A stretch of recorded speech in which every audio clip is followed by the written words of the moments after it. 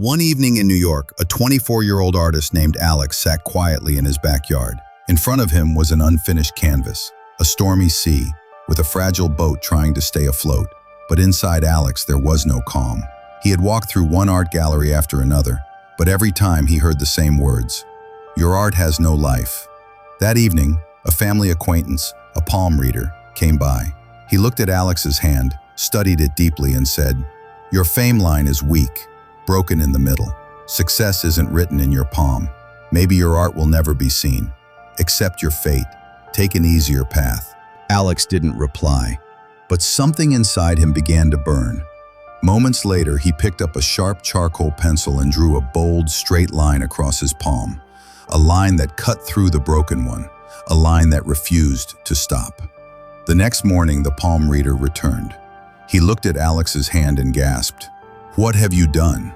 Alex smiled gently and said, "If lines create destiny, then I'll create mine. This line will never bend. It's my line of determination."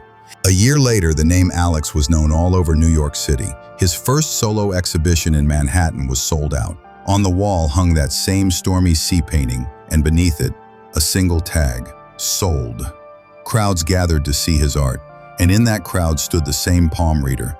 He rushed to Alex and whispered, "The line, is it still there?" Alex replied, "The mark may fade, but determination never fades. You were right. I had no line of success, but I've learned something. Fate only writes the beginning.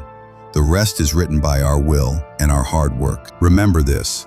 Fate might whisper, 'It's impossible.' The world might say, 'You're not enough.' Even your own palm might say, 'You're not chosen.' But your destiny isn't written on your hand. It's written in your actions. Every drop of sweat, every sleepless night, every step you take when others give up, those are the real lines of your life.